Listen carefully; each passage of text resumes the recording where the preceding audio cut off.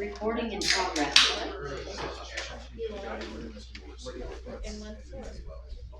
I'd like to call this meeting to order. Can we have roll call, please? Sure. George? Mayor George? Buckles? Present. Hebert? Here. Flynn? Here. Hudgens? Houston? Present. Monteroy? Here. Fink? Here. Cox? Here. Walker? Here. Buckles? Here. Adams? Amundsen? Here.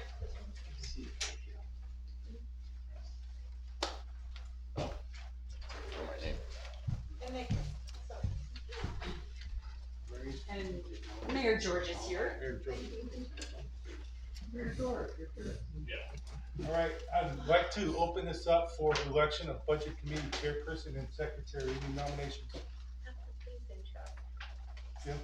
I'm not the present person that's working as the budget president. I second. We have a first and a second. Any objections? All in favor? We have a chairperson. What about a secretary? I need a motion for a secretary. Do we have any nominations? I can nominate somebody, can I? No. Chairman Cox, maybe I can explain the duties of a secretary real fast. So the role of the secretary of the budget committee is they go through the draft minutes that's prepared by staff. They certify those as correct, the best they know, and that goes to the council in June to be adopted. Okay. That's the role of the secretary. It's good to take notes, but you're gonna review what staff prepares. Okay. I have a nomination if none of you do. I see none. Dana, I nominate you. I need a second. Second. We've got a first and second. Welcome to the table.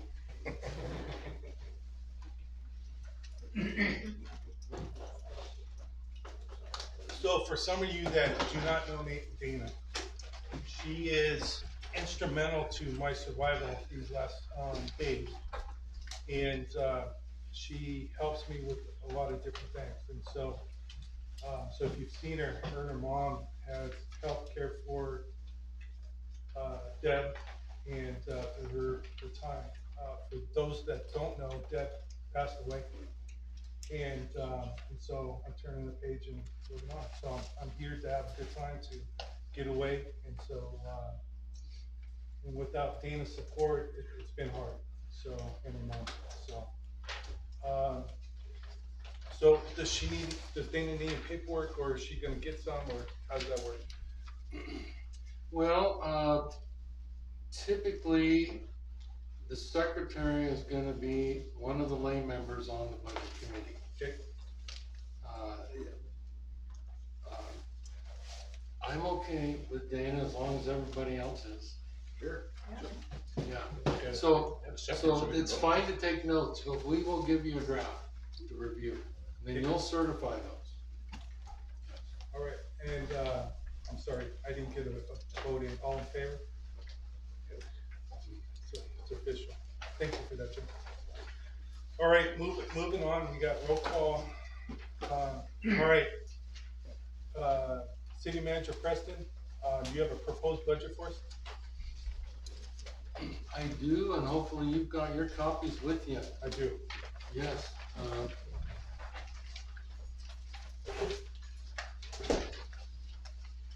I kind of want to just go over the agenda real fast for folks.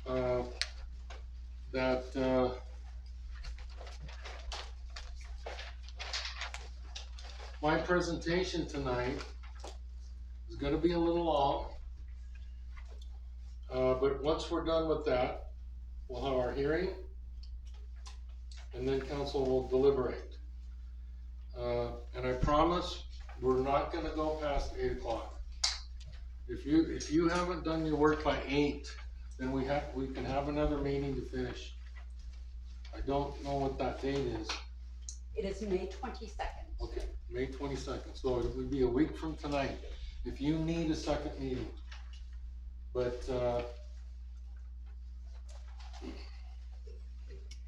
so I want to really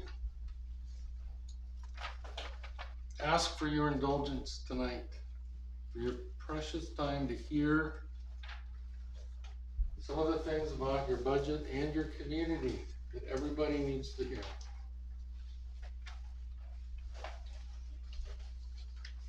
And I'm gonna go through several things before we even get to the finances. But those of you that like finance, we're gonna talk finances. It's gonna be the last part of what I talk about tonight. As we're going through any of this, if you have a burning question, raise your hand. The CIP is new this year. It's the centerpiece of my budget. It's wonderful. And I'm gonna talk about the CIP in the big global terms. I'm sorry to interrupt. For those that do not are familiar with the term, could you define CIP for us? Yes, thank you. It's on pages 14 and 15 of the budget. It's a 3-year program to catch up on maintenance and get us where we need to go, to meet the needs of the community and prepare for future growth. So I'm going to talk about the CIP in big terms, but you might be interested in the detail. Save your questions about the detail. When we get to the deliberations, we can talk about the CIP all you want in detail. Cal is here to help with those details. Other than that, I mean, as we're going through and we're talking, raise your hand.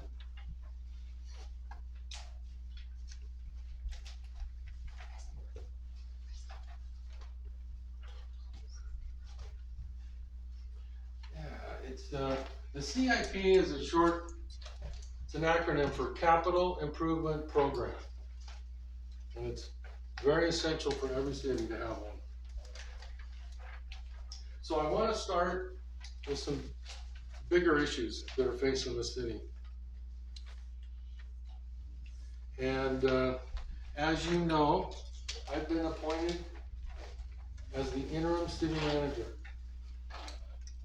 Your council has brought me in with full authority as a city manager to oversee a transition of the city over the next 4 to 6 months, to make improvements to the organization, help council with good governance, and to improve our financial situation. Those are big categories. And we're going to talk a little bit about all of them. So, as a city manager, when you get hired, you commit to the time period established, and you don't leave. You don't leave unless you get fired. It's called at will. And it's a good city manager respects the relationship of the at-will relationship. I don't want to work anywhere where I'm not wanted. Council doesn't need a reason to get rid of me. As managers, we want council to do what's best for the community, and they know what's best. And if you get your ass fired, you leave. That's why our tenures aren't that long. The council hires the manager to carry out and implement policies and directives of the council, but my allegiance is not to the council, it's to the community. If you don't understand that dynamic, then you're not quite understanding the nature of the council manager form of government. It's the most efficient and effective form of government that's ever been, and it still is. It was created out of the turn of the 20th century with all these progressive reforms, the food and drug, the 40-hour work week, child labor laws, food and drug, national parks. But the number one important plank of the progressive movement, which you don't read about in the history books too much, but this is what got Teddy Roosevelt elected. It was to eliminate corruption in local government. And that's where the city manager was created, the council manager form of government was created, and it's the best structure for local government in our country. It's copied throughout the world for emerging democracies. When you have a good structure, you don't have to have exceptional people. You need a mayor and council that have had public sector experience. You need a city manager that knows personnel and finance, and you need budget committee members that have a big heart for their community. That's all it is. It's a structure that's still the best. And I say this because when people talk about changing their city and they talk about fiddling with your constitution, resist. We don't need willy-nilly messing around in the city's charter. It's what the people wanted, we work it. If we gotta go to the voters, we do that. Whatever's in our charter is fine, and we will work with it. But please, just don't willy-nilly fiddle with the city's constitution.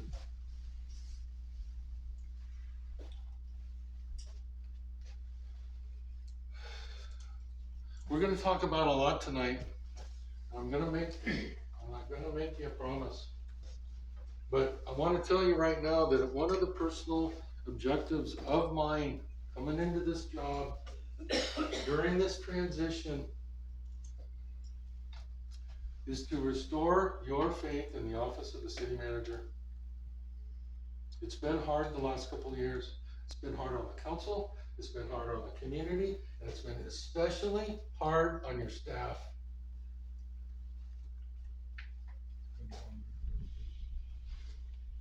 We are gonna work together, we're gonna trust each other, we're gonna up and down the organization, we're gonna learn how we support each other better at staff, how we support our council, and how we support our community.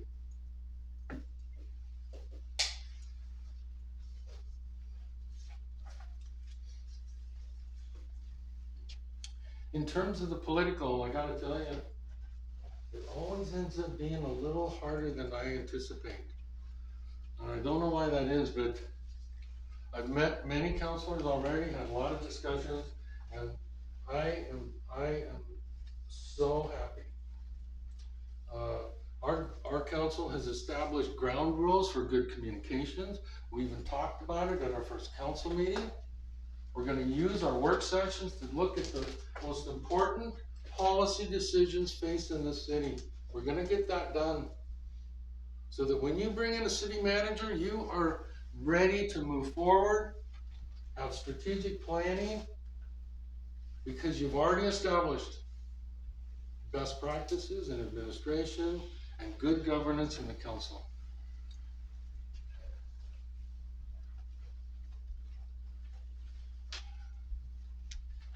And people don't understand they don't know that they've got a good mayor right here in Mayor George. I've seen it. You know, to have a mayor that welcomes me on my first day in the office, and he wants to talk about strategic planning. Is that awesome? Is that awesome? A good mayor meets with other elected officials, not to schmooze, but to get resources to help your community. And Cal does that, I've seen it. He was almost late tonight because he was trying to get money for Sheridan Road. It's incredible.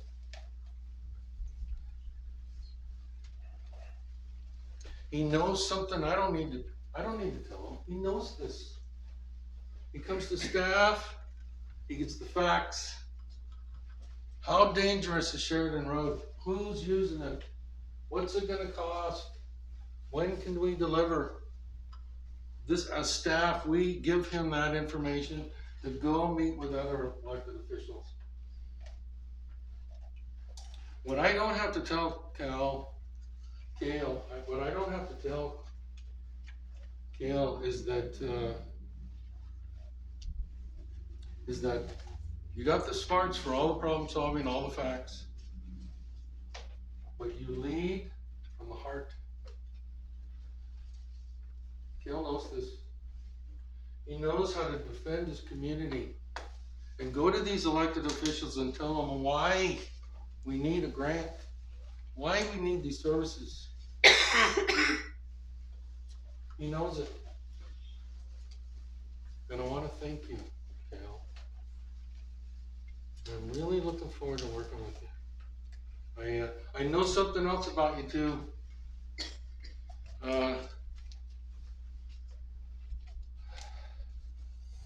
We've got a great member of our management team tonight here, Gwen, our librarian. I'm sitting there and I'm talking to Gwen about the library, and she starts talking about Kale. I've known Kale since he was this high, and I watched him grow up, and she's so proud of you. She's so proud of you. Kale. Like other people in this community need to be. And it's because we don't connect with our residents. We got to do more, and we're going to talk about that tonight.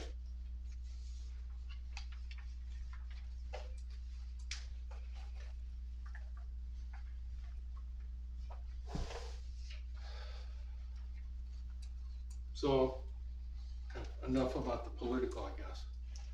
I want to talk about the organizational. And organizational means a lot of things. It's my favorite part. Finance is work.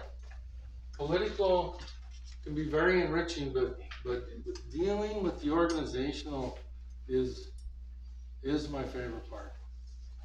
It's working with employees. It's taking initiative. It's best practices.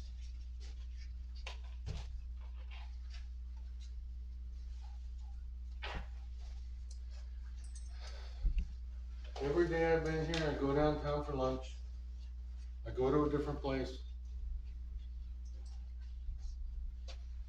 And it's not a pretty sight. Should have been here 4 years ago. I see that building that is decaying before our eyes.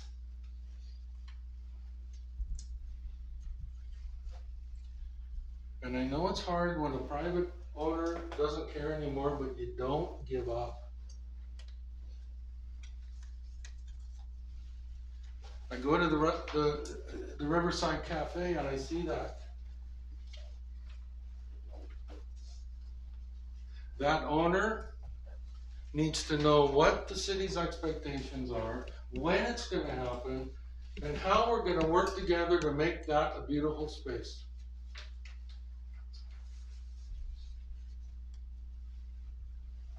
And on the other side of that bridge,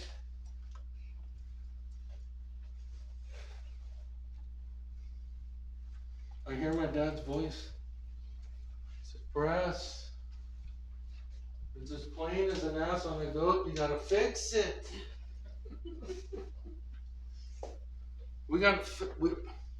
If we've got a law enforcement problem and the county has to take care of the bridge, we get it done. We don't fence off our residents from some of the most beautiful parklands in our city. That will not stand.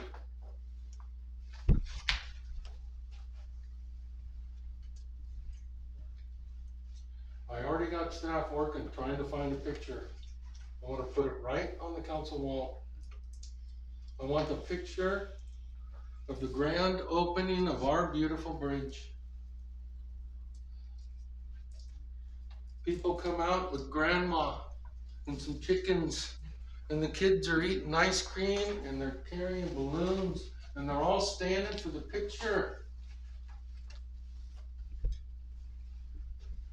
It's the most supreme moment of community pride this community has ever felt. I want it on our wall. I want that on our wall.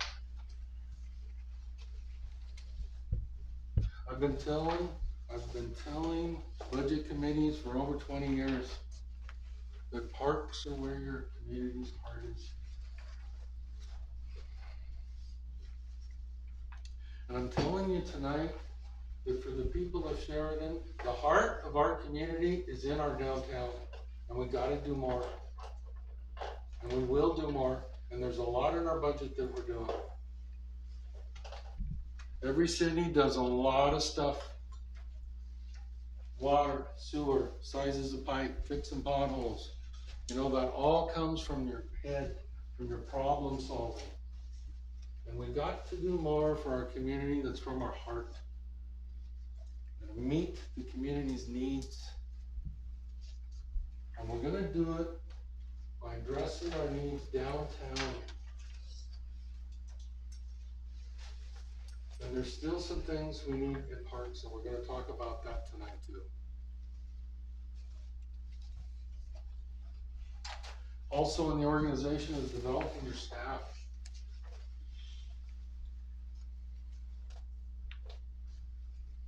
Our staff needs to learn how to support one another, support our council and our community. And you gotta do that by building trust. I made the same commitment tonight that I did to my employees.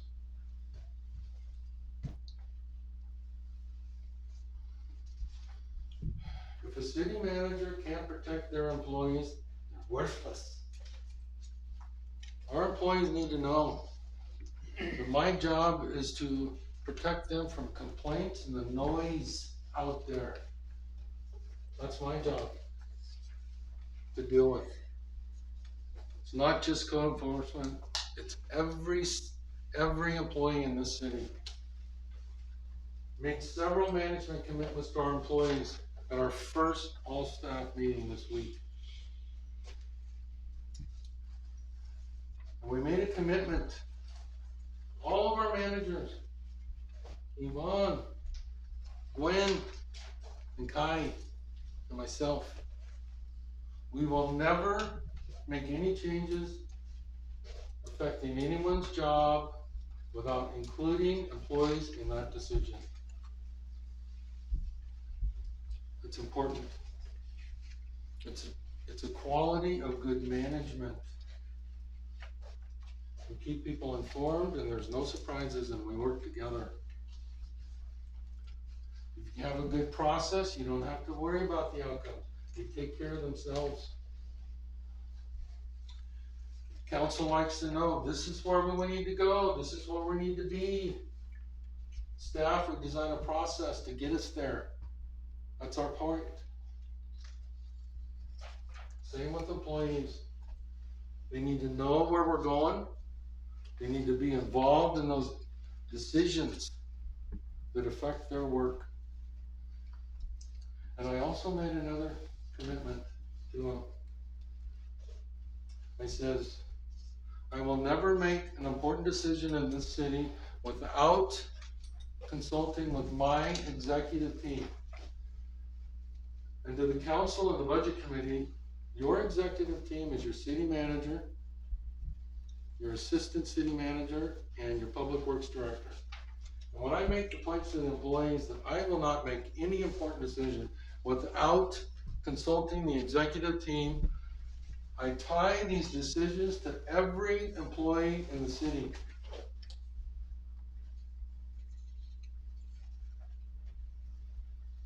We talked about creating career paths in public works, how we're supporting employees, and how they need to support us. What are our expectations of them? All these things had to be discussed. And I think it was a very good experience. And tonight we're gonna talk about some things that you need to hear also. So I do want to recognize a few of my staff members here.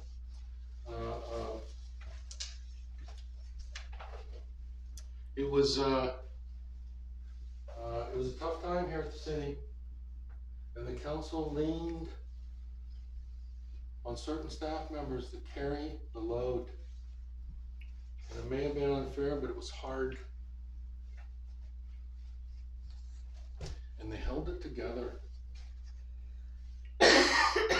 They responded when the city needed them the most. The city council saw the leadership in Yvonne and made her the assistant city manager and gave her a salary commensurate with the responsibility and leadership she's been doing for a long time. It was an excellent decision. Kai was your acting city manager. Tough work. I don't think he's gonna be doing that soon again. But I want to thank these two especially for what they have done, Kai and Yvonne. And I want you all to join me and give them a little bit of appreciation and recognition.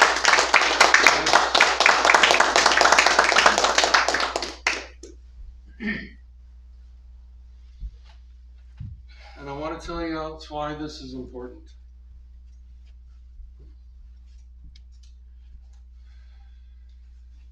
We're going through this transition. We're recruiting for a permanent manager. And the greatest asset any city has is its employees. If you don't have good employees, you got nothing.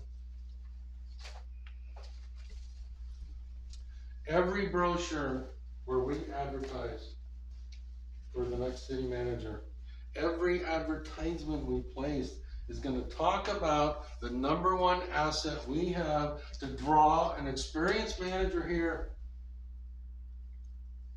Not a bunch of kick-ass, not a bunch of kiss-ass guys and washouts, but real city managers that are experienced. And the greatest asset we have to attract good city managers is our staff. And we talk about, we've got leaders on our staff, experienced professionals that are ready to go, ready to work with a new city manager to lead this city forward.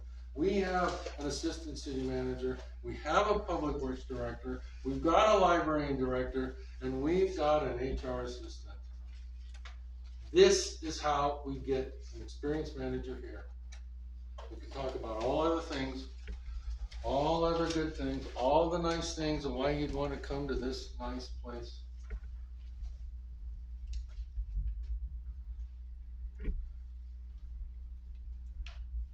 But our staff is this city's greatest asset. There's no doubt about it.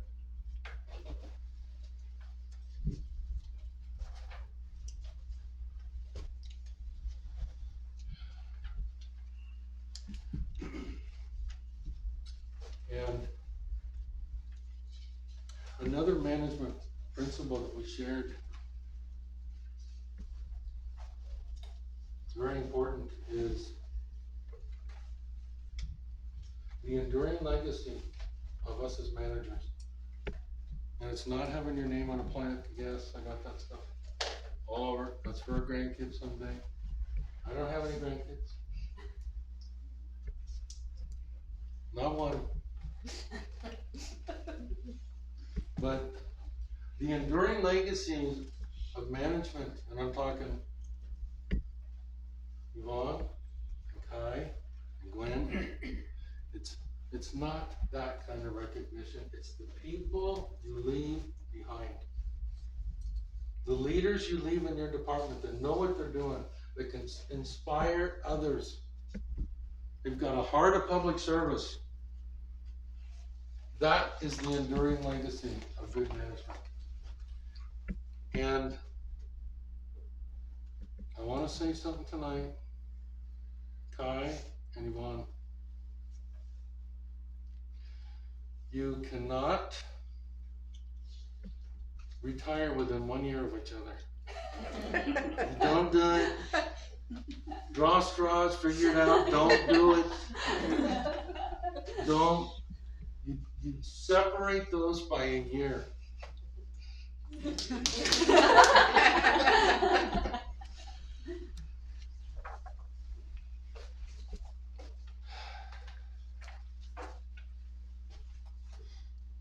Are you ready to talk finance?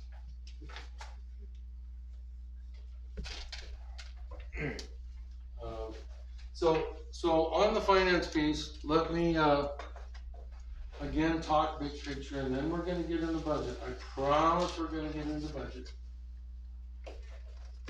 But you probably heard a lot about the city's finances. I've heard questions like, do we have any money?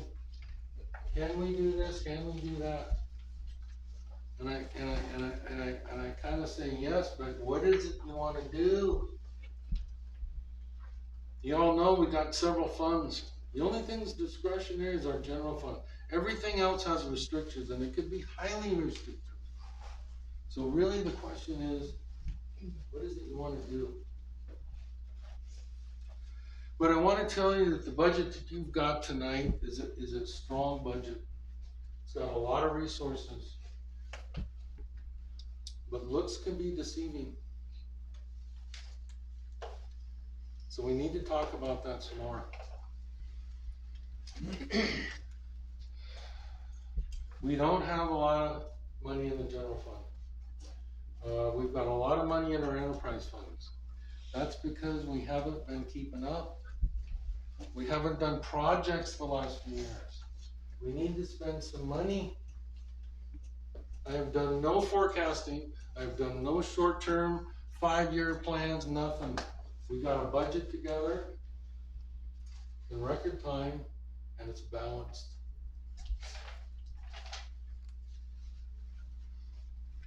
So let me describe where we're going to be in about 6 months. And then come back at how we're going to get there. And at that time, about 6 months from now, we're going to bring back the budget committee. And we're going to talk about where we're at. And hopefully we're going to have a party. Because this is what's going to happen. The final reconciliation, all of our numbers will be known. We're going to plug those into our municipal system, and we will have true numbers. Gwen and Kai and Vaughn will be able to run budget to date, see where they're at on their expenditures. I will be checking the revenues. And as we get closer to year end, they'll be doing it on a monthly basis. They'll see where the expenditures are maybe off. What's going on there? Projecting year end balances. We'll be able to run any report we want. Right now, we can't do that.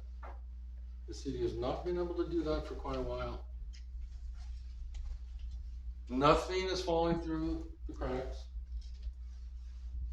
Got a lot of unhappy people. That's all going to change. And here's what needs to get done to get there. We've got 3 things that are going on. This budget is one big piece. We also have last year's audit. That's going to get done over the next couple of months. And when that gets done, that'll be reconciled with our year-end numbers for this year. When that gets done, we reconcile that with the adopted budget. And at that point, we will have solid numbers for our software system. We can be confident in those numbers. I'm going to be talking tonight where the numbers are going to change, the numbers to pay attention to.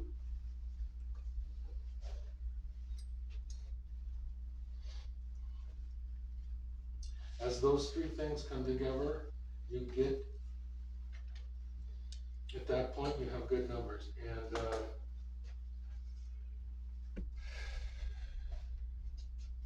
Every city's got the same types of software systems.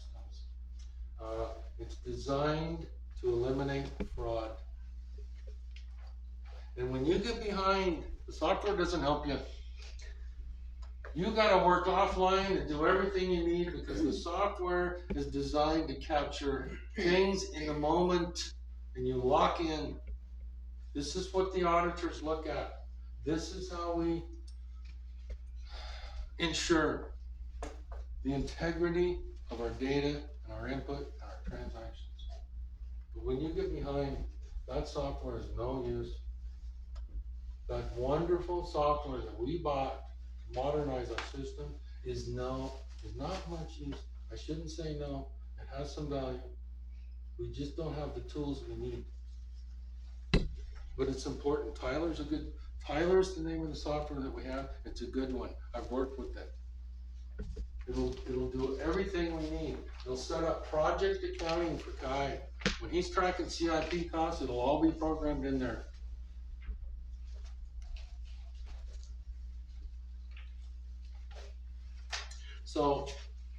So I don't want you to feel like we don't have the money.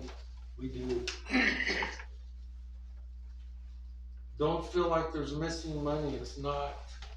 You just don't know how much. You don't know exact numbers. And the approach I took with the budget is that on our revenues, we're being very conservative. Any potential for past amounts that are unaccounted for our beginning fund balances get reduced. There are some expectations for more revenues in other places. No, we're going to be very conservative. On the other hand, all of our expenses are to be budgeted and we're balanced. And this, if you do it this way, then when the numbers change, you find out you got more money than you thought. We don't want to go the other way. We don't want those surprises. When Jim came and see me, he's the one who told me about all this. Jim's the one that the counselors rely on to look at the numbers. And you got a good one. He knows what he's doing. I was very pleased. I was very pleased about that. And we talked about a lot about the budget, Jim. It was really wonderful. And he asked a great question. Oh God, he asked a great question. Jim,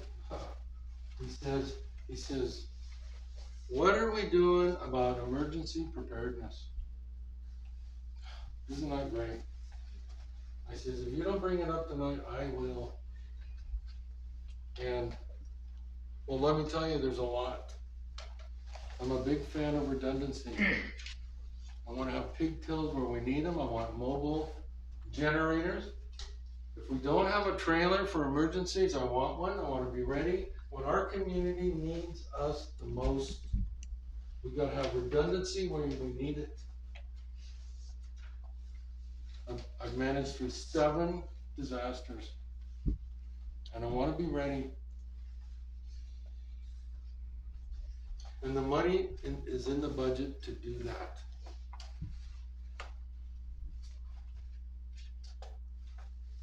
Some other big level budget things.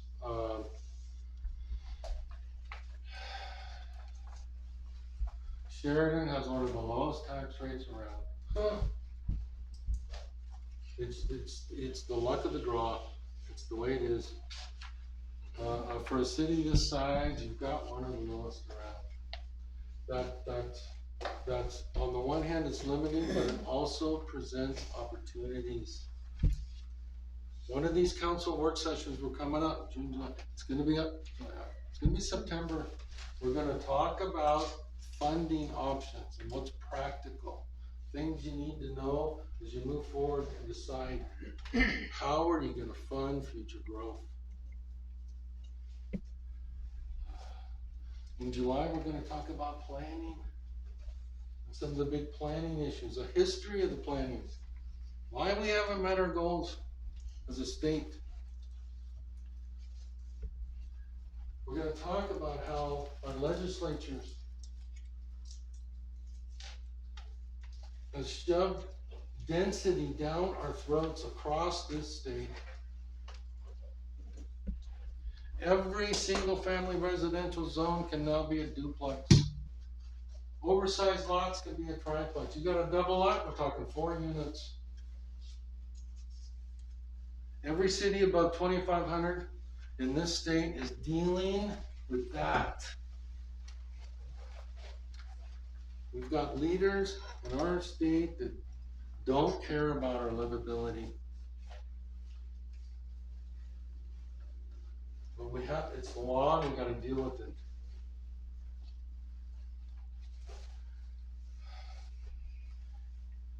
In July, I want us to bring in Steve Donovan. He's an expert rate analyst. He's gonna retire next year. We need to bring him in and help us. He knows Sheridan very well. This budget has no increases in rates. No water rate increases, no sewer, no SDCs, no planning fee, no nothing. There's no increase in rates. We need Steve Donovan, though, to advise the council on changing the rate structure of your water bill. Your 100% usage. That's not how you got to fund future growth. Every responsible utility has a base fee and a usage fee, and we need to get there. We need Steve to advise us of what that looks like, to convert to that kind of a system without increasing rates. And as you look forward, and you do different things, maybe it's a revenue bond, maybe it's developing the reservoir. You gotta do this in steps. And it starts with a rate structure that supports how you're gonna manage future growth. The very last work session, probably September-ish, that is really important, is to come to council with a number, a very important number. And that number is how many dwelling units can be added to our system and not overwhelm. I'm not worried about the water.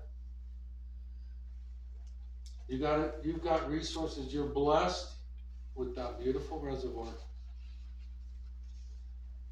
It's gonna spend money. Gotta spend money to get there. There's plenty in the budget for that. It's not all of it.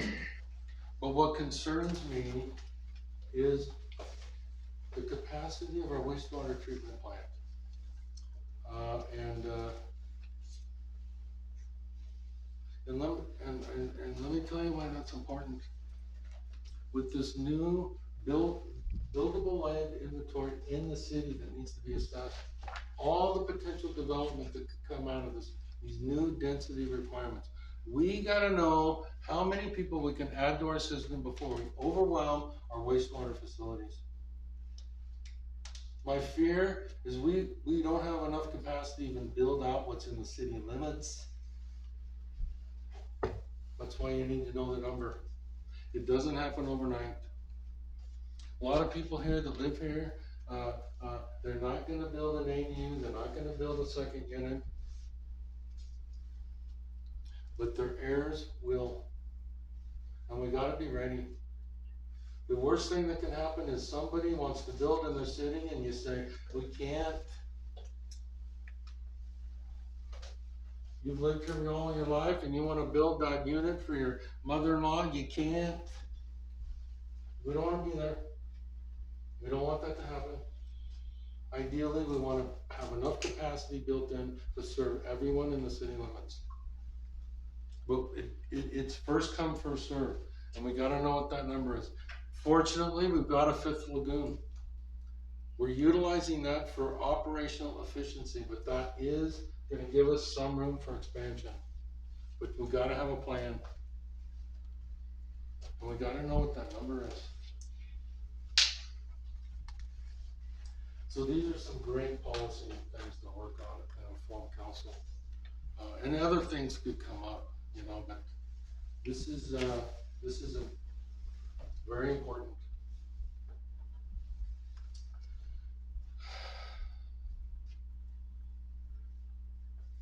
So, can we talk about next year? Are we ready?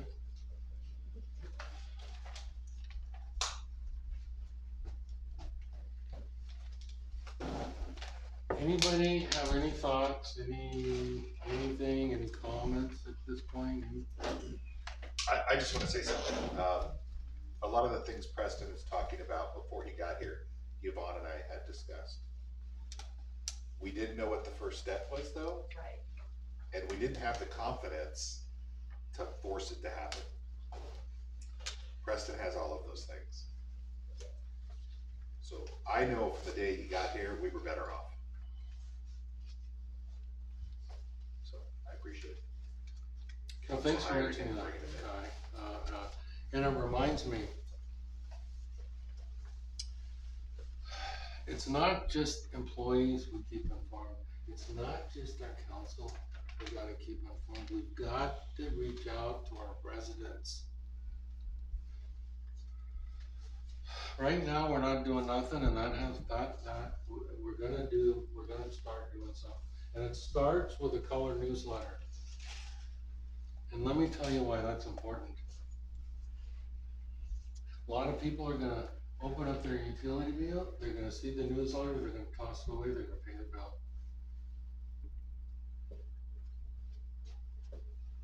But on the back of the utility bill is a calendar. It's a calendar of community events and fundraisers and high school football games and school registrations. Everything you need to know, the city meetings, the outreach that are going on is on that calendar.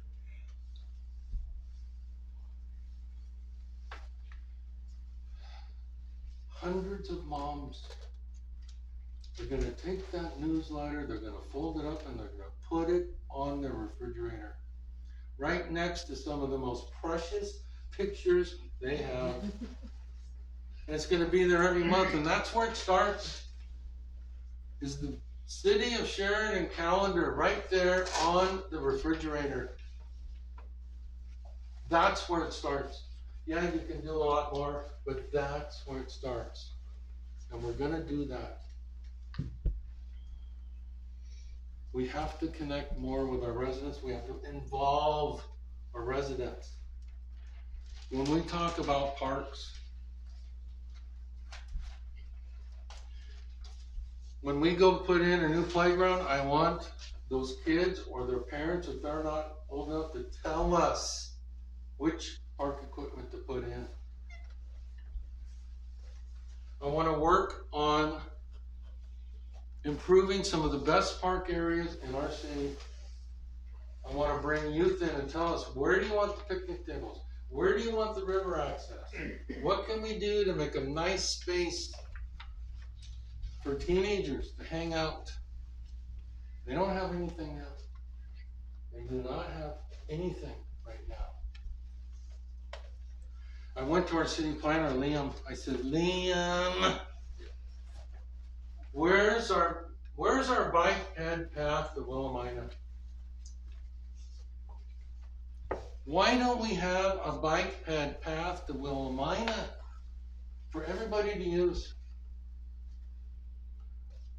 And just like the great planner that he is, he says, Preston, he says, we have a plan to put it in a plan. I says, yes, Liam. Just what I expected. Good, we have a plan. Put it in a plan. Here's another example where we gotta catch up to our sister city, Willamina. They have a plan. They've got a bike plan heading this way. Nothing to connect it to. We need to catch up where they're at. And connect that plan and put that in. And that's a long-term deal, but you don't give up. You get it in your master plan. You can seek funding. You can work with the county, you work with the railroad, you work with the other cities, you bring in monies, you work on that, but you don't give up.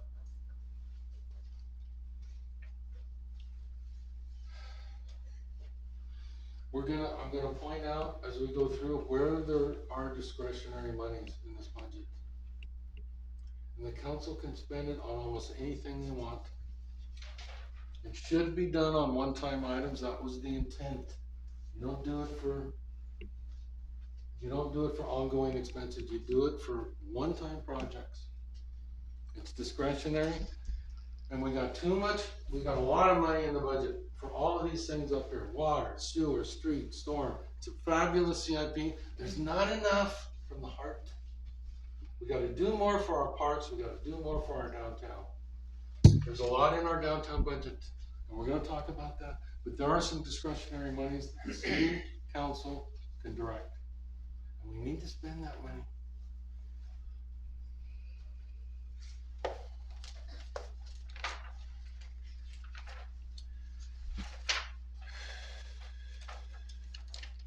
Can y'all turn, we're actually gonna talk about the budget tonight. Can y'all turn to our organizational chart? Which page is that? That is page 5.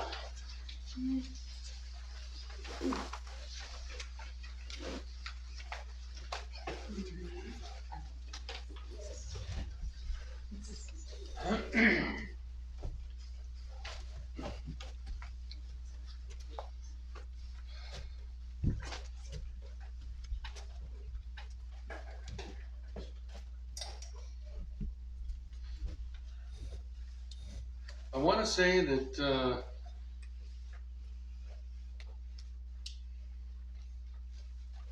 no matter what somebody tries to tell you, we are still a government of the people, by the people, and for the people, and they need to be at the top of our chart. And they are. We're never going to forget that.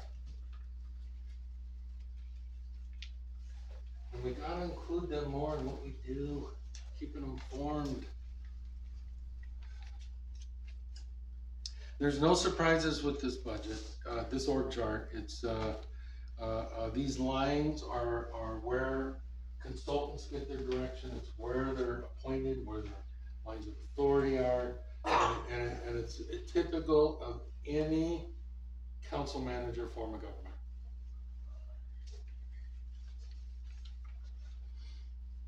Any questions about that at all? The org chart? Okay. Yes, Jill. Excuse me, I noticed under public safety, yes, we hired the Yamhill County Sheriff to be our law enforcement, but we have no control whatsoever over the sheriff and fire district. Well, after the letter I received today, I probably agree with you, Jim. They're a special district. But what this is it's more coordination when it comes to public safety. As your city manager, I am required and take the responsibility of ensuring the Yamhill County Sheriff's contract is carried out. I don't have that same thing with the fire district, but we gotta work with them. We have to coordinate with them. All the people here pay into that district. It's a good arrangement. But you're right. They have there's no line authority there. Yes? Would you want it to be a dotted line then instead of a solid line? That could be better, yes. That would be more clear. It would be. Like that dotted line, that's a great idea.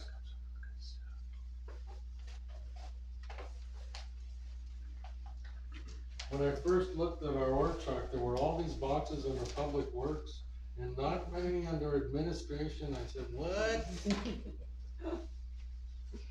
We can have as many boxes as you do, Kai. Yes. That last box is important. Public communications. This is media relations. This is dealing with public complaints. Producing the newsletter.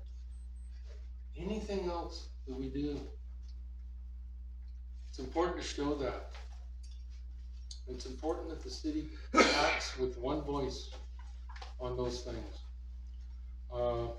It's one of the two areas of a little improvement that come in your council rules.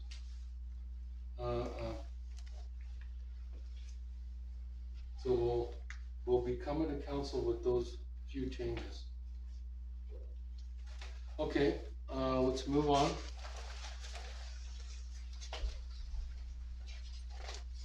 Let's move on all the way to the staff summary by position.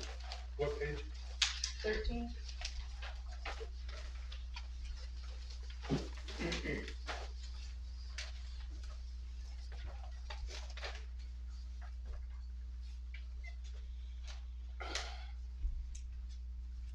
I usually prepare about 10 pages of summary sheets. Well, I have no time to do that. We get this one. This is the most important. This is a summary by position and what those salaries are. I've been doing this for my budget committee for over 20 years.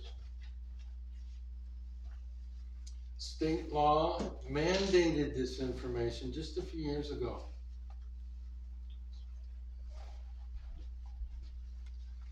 And I gotta tell you, the numbers are good, but these positions aren't quite accurate. When we approve the budget, that will be corrected. We've got other corrections that are, grammatical and all that stuff, but anything we do tonight and these kind of things, those will all be cleaned up for your approved budget. I've got one thing that's actually a financial item, and we'll get to that. But also on this page is other information about your staff.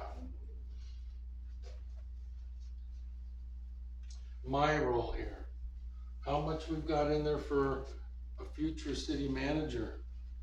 It's not in this.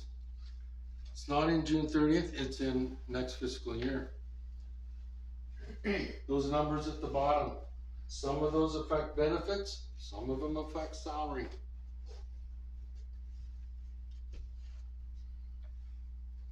It's not the best summary, but it needed to get out there, and this is information that's important. And about these positions, you might know that the Public Works Operation position is not in this budget. That doesn't mean we don't need it.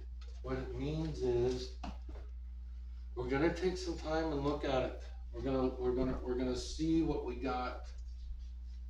We're gonna think of what the best path forward is for the department, and if we do come up with a plan, next fiscal year, we'll bring it to the council.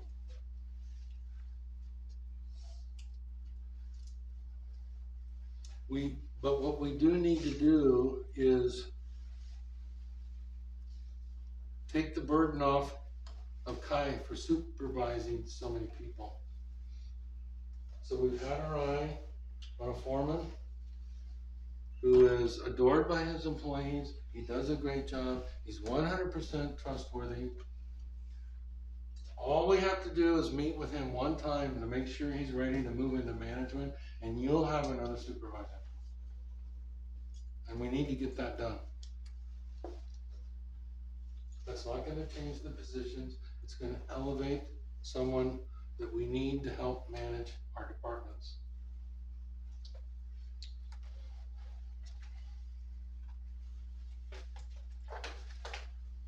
Any questions about the staff sheets? Okay. The next sheet is kind of an overview of the CIP. It relates to all the projects, narratives that are attached. It's a little hard to follow. I didn't have time to make it more clear. I told Kai, I says, I haven't had a public works director in over 20 years that could write their own CIP. That's awesome. It's awesome, guy. And he worked with his employees to define the most important projects for this city. And you have to have a CIP. You have to have a CIP to log in multi-year projects and the funding for them. Projects can come off and can come on, they can come off every budget cycle. You can determine what the priorities are, but you gotta have a CIP. Certain revenues of the city gotta be in your master plan. They gotta be in your CIP or you can't use them.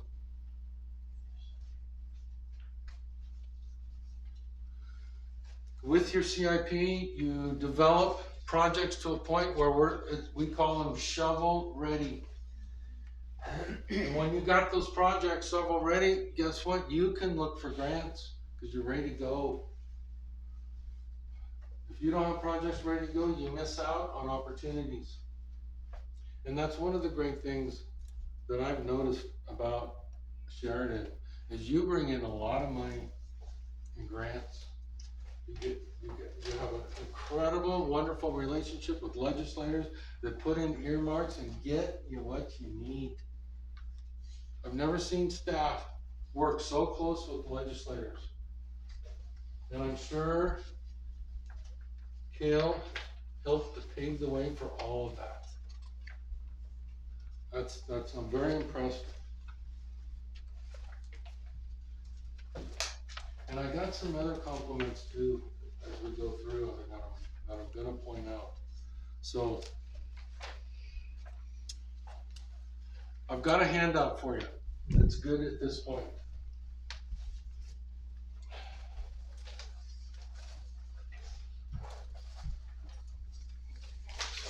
You can share that and pass those down.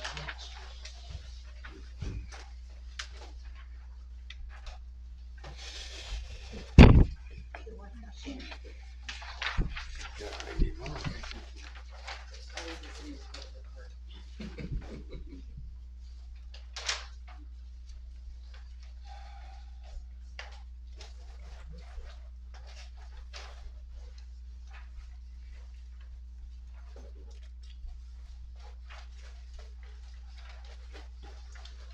This capital reserve amount, you can find it on page 19 in our general fund. This is the kind of money that stays in your general fund. You spend money out from the general fund on projects. This budget has a plan for this. It's going to support one of our CIPs. We're going to fix Bridge Street.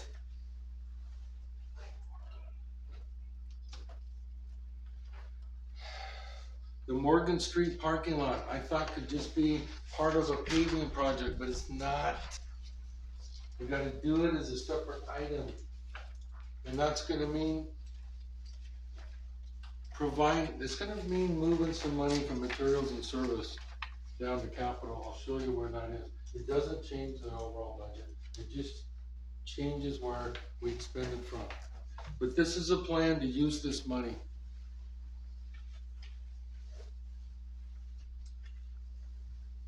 You don't have to spend it right away. This discretionary that's left over, but it needs to be spent. Maybe the last thing you talk about in your deliberations is how and where that money should be spent next year. It's nice to have a little bit in there to top off a few of these other projects. And I want to recognize Ernie Hebert here tonight, who's done so much of our downtown, knows more about these projects than anybody.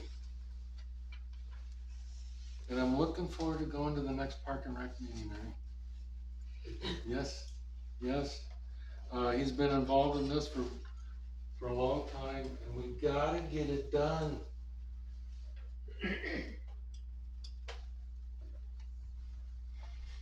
So we're gonna have to add another CIP number 9 to cover what we need to finish that important third piece of our downtown park system.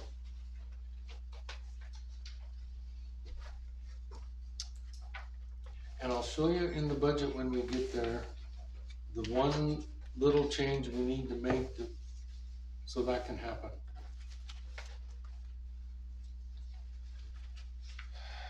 So we're moving on.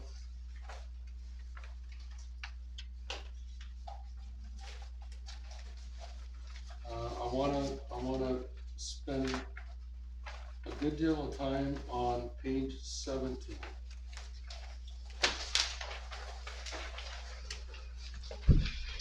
This is a little budget 101. But this is a summary of all of our funds.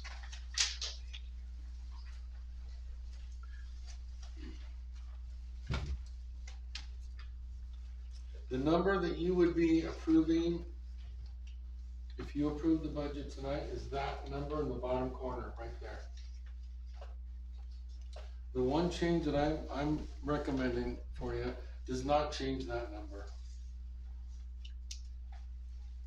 But let's look at this page.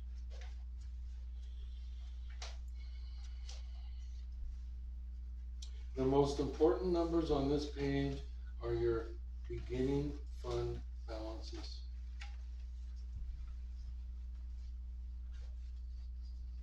If any numbers change in our audit and our reconciliations, it's gonna be the beginning fund balance. That's where you're gonna look at where that changes. And the way we've done our budgeting is I wanna see those numbers go up. I don't wanna be surprised and work the other way. But we don't know for sure. We have to wait. When you get behind, it's very expensive to get caught up. It's nothing your staff can do. We have to hire a special CPA to get it all done. And they're gonna be with us the next 6 months to make sure it's done right. We were behind in our financial reporting and our audits. The state doesn't like it. They know we're on the right path because we have a qualified CPA that can guide us forward. So we're talking about, again, about 6 months when we'll know that we have solid numbers.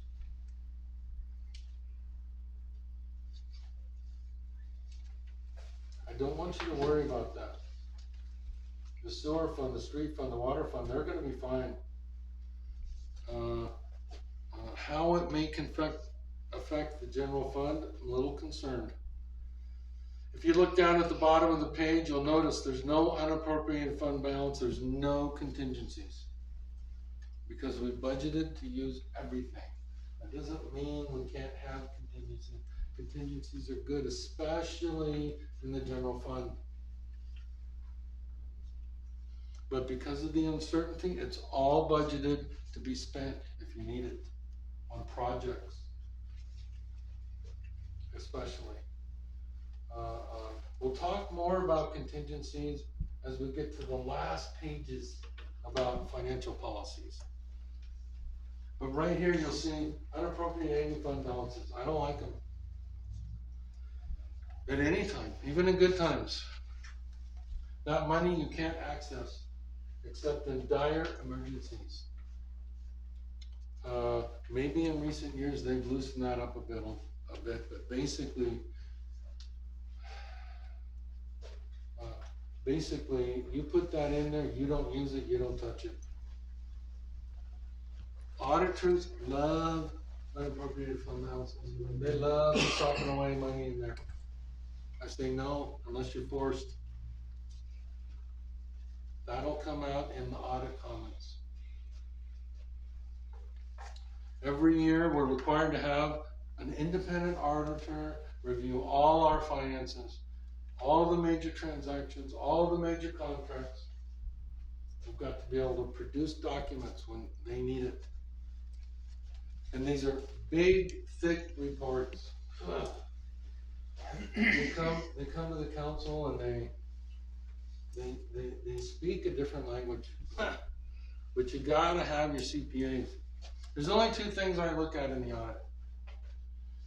One is on one page. It shows the trends of the city. Your general fund, your enterprise funds, where are you going? I like to see those going in a positive direction. That's one page. That's one page. The other important pages come in the back. They're the comments. They are what the auditors tell you you need to do. This is how you need to manage your finances. This is what you didn't do right. This is yada, yada, yada. I took up one city and they had over 3 pages of audit comments. They're gonna have a lot for us. And I want to tell you it's okay. Because all of those will get fixed. We're already reorganizing our staff now so that we meet the most important audit comments that we're anticipating. Our auditors are our friends. They advise us during the year. But we could have a field day with some comments, and that's okay. If we end up, okay, a little budget 101 stuff on this page. Every square, when you see numbers, they have to balance at the end of the year. They have to be in the black. I've never been in the red on any category in any of my cities ever. We might be in the red a little bit on a few this year, and it's okay. Because we got behind. Jim? One thing I can't grasp, we've got our total resources, our total expenditures, but the lines down below, transfers out, contingency, unrated appropriate ending fund balance, and debt service reserves, are those in or out as far as expenditures and resources? So I did see we had a transfer in on the sewer fund under, which magically matches the transfer out down here, but I don't get how they go together. Is this number something we're gonna have or something we're not gonna have? The transfers are internal. They really don't,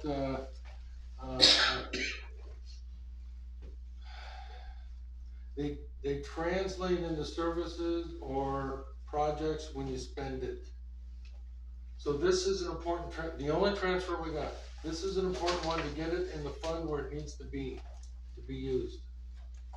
But typically, transfers, you move them between the funds. It's a lot of activity. It drives up your budget. You see a $20 million budget, and you think, wow, we're doing a lot. Well, that's not what that number is. There is a better number. It's called your operations budget. Those are your ongoing expenses that you need to maintain your services. It's not one-time expenditures. These are the costs that you expect and the material services and capital that support your current level of service. And where you're at in a operational budget is good to track over years. You saw on a previous page where your staff salaries were around $1.5 million. There's probably about $1 million that support those ongoing services. You probably have an operation budget about 2.7 million. I don't know the exact number, just round about. That's the number that describes what you need just to maintain your current service level. Then you add in all your projects. We've got a CIP of, $3.5 million? Well, that's kind of the budget that's gonna be spent next year. It's not 20 million. And And we're not the federal government. It's not use it or lose it, that's not what we do. Anything we don't spend rolls over to next year. The budget committee can redirect that. But you don't lose it. There's no use it or lose it mentality in local government. There shouldn't be.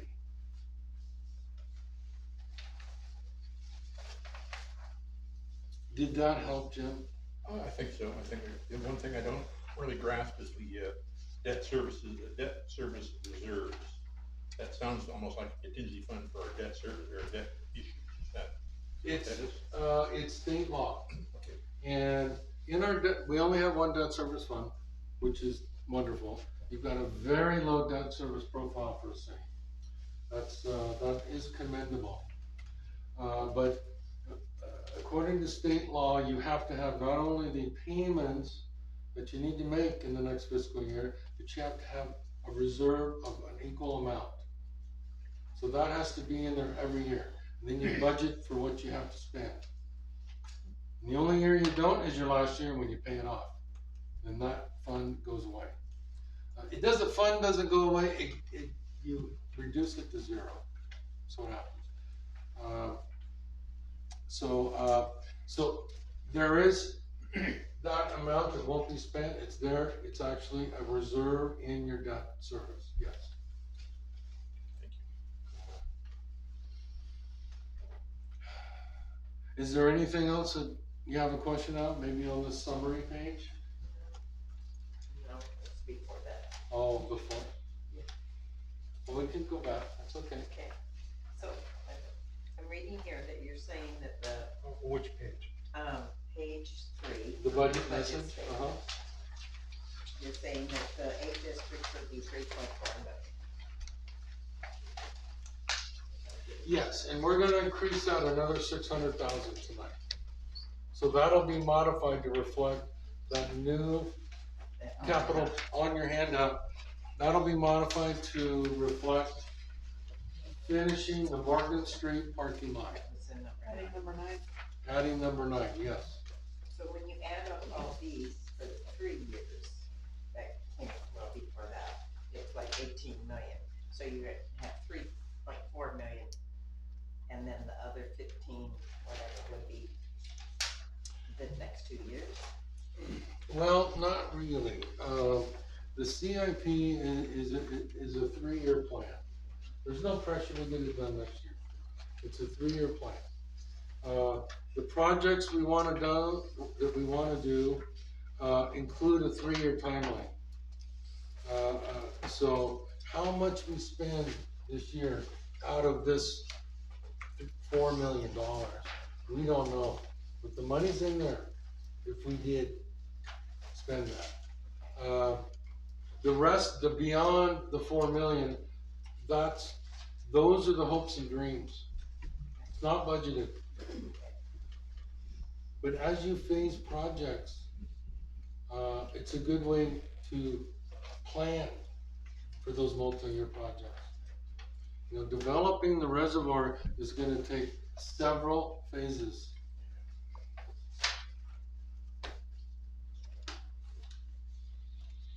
Did that answer your question? Right. And then I have. But we'll wait. Okay.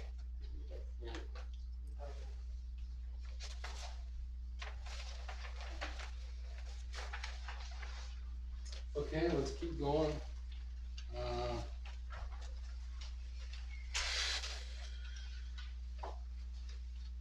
We talked about where the capital reserve comes in on our sheet. That's on page 19. I want to talk about page 20.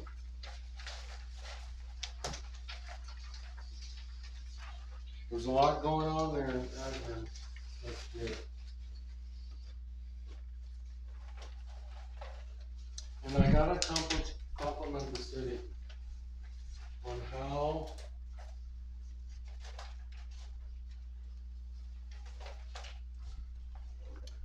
the city has managed their chargebacks. And let me explain that. I don't like to use the term overhead, people, that means too many different things. but when you say chargebacks, they are specific citywide expenses that get allocated across the funds. So it's not all borne by the general fund. And this is always an area that I need to clean up, but not here. Sheridan's done a good job in spreading the burden of those citywide expenses that we call chargebacks. And next year we got more. And you can see what several of these are.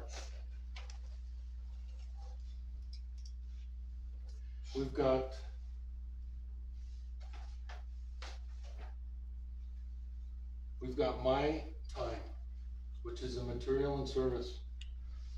I'm an employee of the Mid-Willamette Valley Council of Government. That's a material service expense. That gets apportioned across the funds, just like your city manager will be apportioned when they come on board under personnel services. That needs to be apportioned. The recruitment expenses for your city manager. And the expenses to bring your new city manager and their family to come and live and work in Sheridan. Those are all expenses. They're all listed here, and they're all apportioned across the funds. Things like insurance. I don't mean health insurance, I'm talking about vehicle and property and liability. This tracks where your employees are.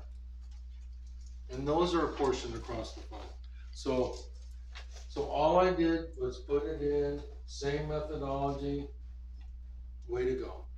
Sheridan's done a good job in that. Is there any questions about page 20? I have a question. Yes, Why is there such an increase to professional services? that's a great question. There is a significant increase. So You that's bet it about is. a 60, I mean, that's like almost a 200, actually that is a 200% increase. You bet it is. And if I'd had my act together a little bit tonight, I would have brought a summary sheet for that.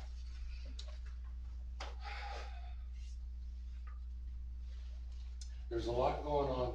There's a lot of consultant time.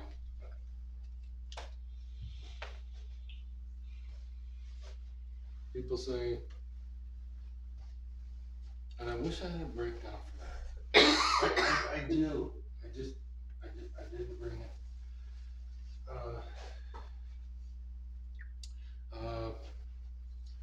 We planned more for our CPA, Okay. for Donovan Enterprises, our outside consultant that he was talking about earlier. Sure. More for Mid-Willamette Valley COG, they're a professional service for us. All the planning services come out of Yeah, there. come through that. You bet. We've beefed up our planning to do our building land inventory we talked about. Outside services working on our parks master plan. Correct? There's a lot. Yeah. And then there's an extra 25,000 in there just in case. For this next year, we wanna be ready to go. If you don't use it, it's gonna be there next year. I have one question. People ask me about the legal services. Oh yeah, we got legal services. You know, why we gotta spend so much on legal services? Well, I got several stacks in my office. Every time I wanna talk about it, you gotta close the door. We gotta be ready. And it's not just for Tyler, who's here and helping. These are for specialists when we're gonna need them this next year. And we gotta be ready for that. And the budget allows us to be ready for that.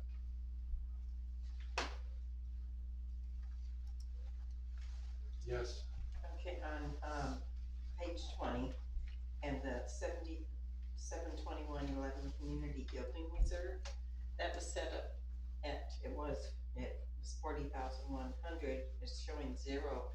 And the way we had set that up, that there would be 10,000 put into it to to show as good faith for, we got grants, so forth.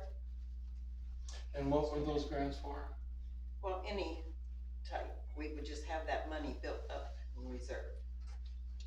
Okay. Yeah. Uh, And nothing, no. okay, look down a couple of lines. Okay. You see that grants out? That's a placeholder. I've got grants out of 50,000 under capital outlay. I've got grants out under material services. I've got grants coming in at $100,000. It's a placeholder. So that's holding that money that was in the reserve. It's not reserve. And the way the grants work, they're a placeholder in case we get money. And if this was intended to be a reserve like that, we need to put some money back in there. Yeah, because it was supposed to hold that in case, you know, like a grant came up and said, well, do you have $20,000? Yes, we have that in this reserve account. Preston, may I add some clarity that'll help this conversation? Okay. When you use the term reserve under Oregon budget law, it means you cannot spend it this fiscal year. So when you call it a reserve, you cannot spend it to match one-time grants. When you call it a placeholder, you can spend it when that special grant comes up. So you don't want to use the word reserve because it triggers a requirement under Oregon law. So it's just changing the word. Correct. Could it be that, let's just say Habitat for Humanity wants to build a home in Sheridan? Okay. Well, they come to the city. Yeah, we know your SDCs aren't that high, but can you help us out with the development costs? Okay? And I advise my council, you never waive SDCs. This is why they're there. So everybody pays their fair share on our system. But what you can do is use general fund to pay those SDCs for them. And if this is a reserve for that kind of a thing, that's wonderful. I call that affordable housing. And that's seed money to help builders come in and meet their development requirements. And we subsidize that with our general fund. We don't waive fees. We don't waive fees. You don't raise SDC fees. That was talked about a long time ago. It is. Getting that to vote. It is. And we're not quite to SDCs yet, but let me tell you. The city's not bringing in a lot of SDCs. Okay? It's not going to be what we need to fund a big part of our future growth. That's just the nature of our SDCs now. We've got money in the budget under our CIP to look at our SDCs and update our master plans. And have a better picture of what we need. But there's no increases in this year's budget. But not waiving SDCs is a very good policy. You wanna help with affordable housing or the next Habitat for Humanity, you subsidize that from the general fund, which pays their SDCs for them. So this line item that you're talking about, I'm still not quite sure what it's for, but are we talking about an affordable housing thing? Is that what we're talking about? It's a community building fund reserve. Yeah. And it has been, had it been deleted, it was set up to be at 10,000 each year for future building reserve to show good faith in the city for grants, etc.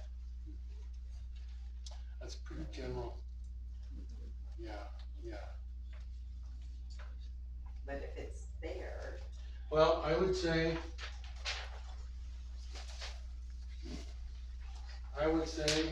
that what you're talking about is right there, in that $175,000. That could be a good place to find that money and do that. And if we wanna call 40,000 of that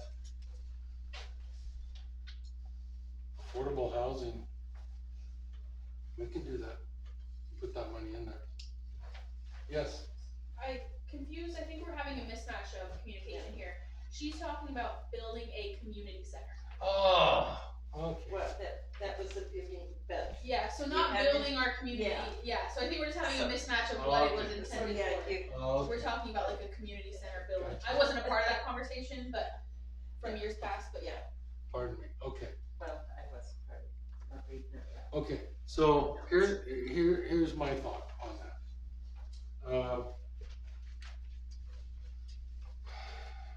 There's plenty of things we need to do to improve this budget. If we can get that done with our supplemental budget, we'll do it. And we gotta make a note that we consider a separate reserve fund just for our community center. And we can seed money for that. And that money could be used to design, you know, all it takes to try and get that there. I think that's what you're looking for. It can be a reserve at that point. Hey, Preston, if I may. Yeah. Yvonne, do you know if the community center and the Y are the same project, or are they separate projects? Well, right now, I don't think there's really, community center's been an idea that's been in the works, but never really had yeah, it never has really come to fruition, a plan. The Y, however, has been kind of going through talks with the mayor and Angela, and I can see how you could work a Y facility into a community center for sure. I mean, so they could be one and the same, but I don't think they have been a combined idea yet. But it's a good idea to be a combined idea, in my opinion. Yeah, and all those discussions are great. You know, and it's not bad having a community center reserve. It can be used in different ways, but it's there, when you finally get that worked out from a policy standpoint. It's a great policy to come up with. A community center is, she has that question right there. yes. Oh, are we finished with that discussion? I just don't wanna jump to another topic. Jump, Okay. let's go. Okay, Yeah. again, on the capital reserve discussion, one more time, you said it must be spent this year? Not that it must be, but when you use the terminology reserve, you're saying to your community, we're holding that money aside for a future year and not spending it this year. So when you use the word reserve, it is literally saying we're putting it away for the future, like you might for your savings account. Well, like this line item 64.3-11, capital reserve, and it's 1.3, you know, and I'm like, wow, that's a chunk of change there. What are we doing with, where is that planned out? Well, And it's under, well, general. under your approved budget, Uh-huh, we'll change that word reserve. We will make Amber happy. okay, I always make Amber happy. This is what we're talking about. okay, See how that number works right there? yes, That's this number right here. okay, thank you. All right. Yes. Preston, it might help if I offer an introduction of myself since I've inserted myself. Oh, here. yes, please. I'm Amber Mathieson. I am the finance director of the Mid-Willamette Valley Council of Governments, and I've assisted a little bit in the preparation of the budget. So that's why I've offered some input. Thank you. Amber. Yes, I have a question before we move on. So page 20 here, the training and travel and education is going from 3,000 to 7,000. Do we have specific things in mind for that?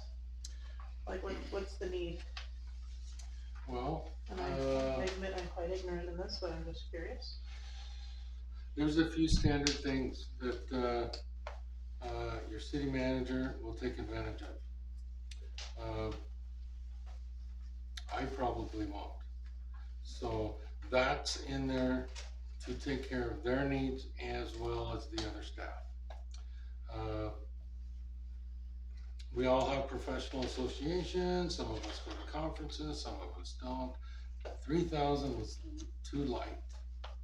The 7,000 is a little bit better to cover the expenses that we know of, plus what could come at us with a new city manager. Okay.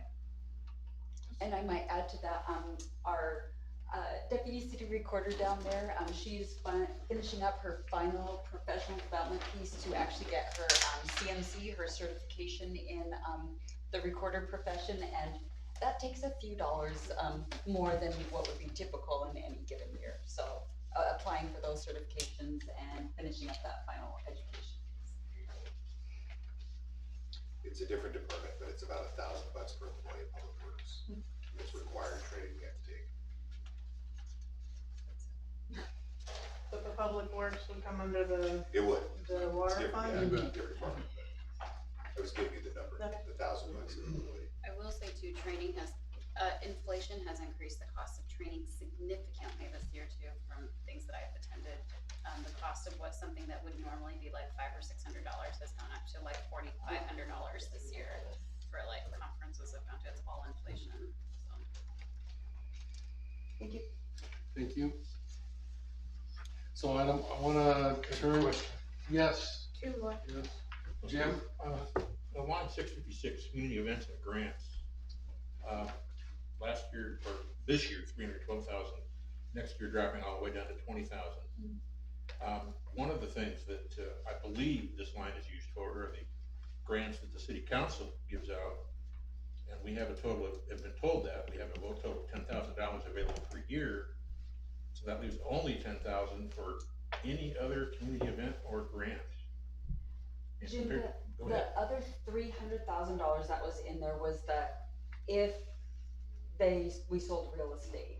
And that's kind of been, we Oh, yeah, sort that- of took that scenario off, so that left, I do believe $12,000. And so, we actually, Preston took a look at that and we thought, we wanna continue our community grant program, absolutely. But, we also, wanna make sure that the council has the opportunity to actually support other local events, if they wanna do that outside of the community grant process, because, I'll use hometown days, porta That's what I- potties, that's for what I was headed, example, yeah. and I think that's been kind of a struggle in the past, when you only have this 10,000, we're asking them to apply with a $500 grant, but it's really $2,000, so, it gave some opportunities like that. Well, and I want you to, realize that's extra money there beyond it. Like Yvonne said, you use that in many ways to promote downtown, support an event. So you got flexibility there beyond your city grants. But the sale of that property is not in your budget. It's, if it happens, great. If you gotta use the money from that sale, fine, you reconvene the budget committee. But I don't want those revenues in the budget this next year. It's revenues that may not materialize. And we don't need those revenues to balance.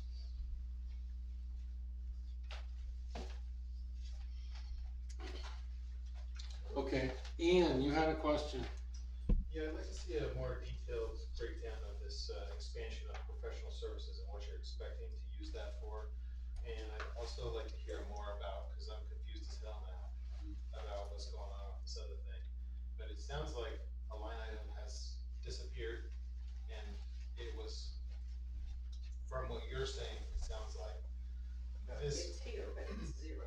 right, and this fund before was there so that if we were to say, hey, go out and get a grant, that we say, hey, look, we already have this money. Give us a grant, please. Is that what you're saying the money was for? Well, it was started out for the community, Right. for community building. But that's the purpose of the money, those, Right. Since you're trying to get matched, because most grants have a match. Right. So, and so where is this money now, is my question. She said it was down there in the grants out placeholder. Well, that's what it can potentially be used for. Okay. But without creating a fund for that, what we can do is,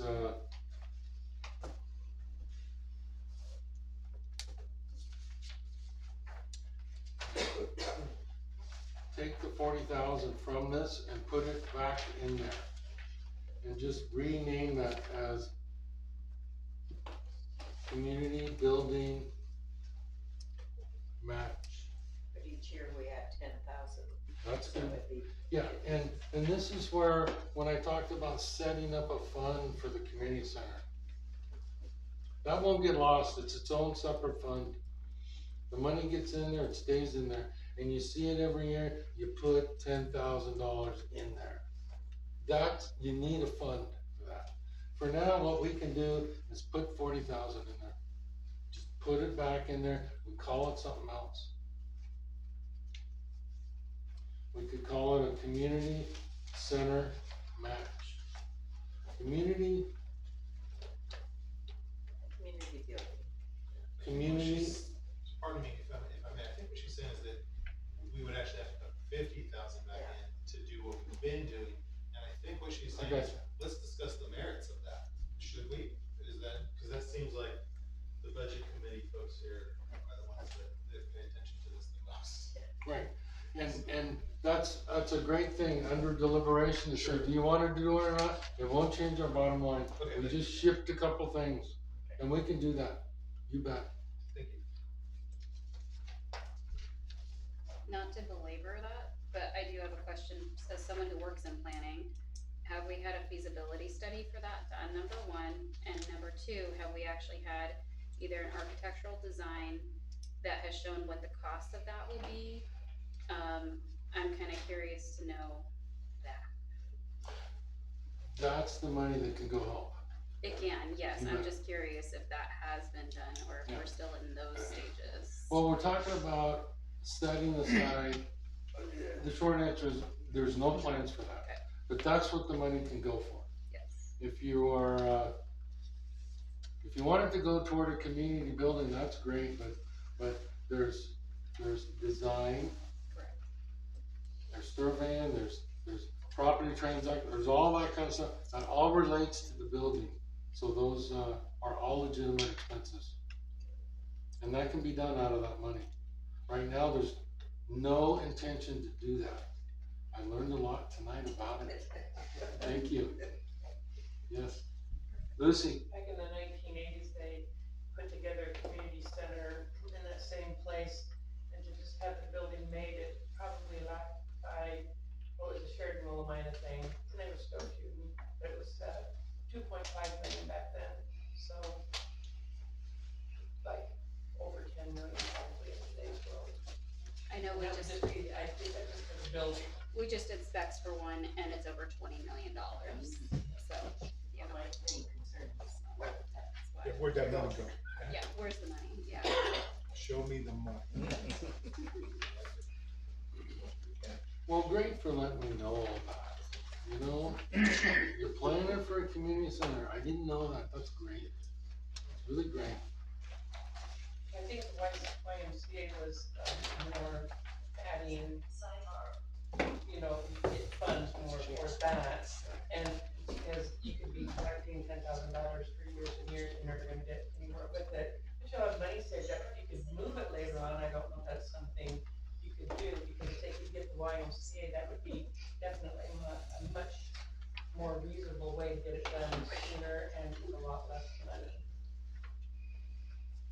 Just a little FYI.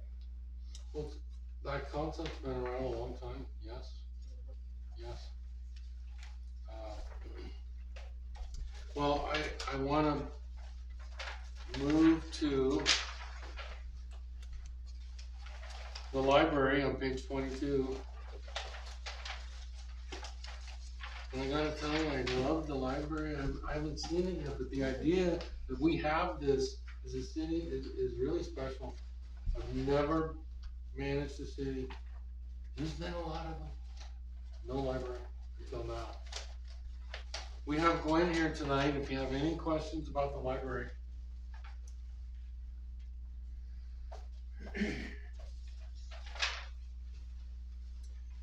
On page 24 is police. I want to talk about that for a second.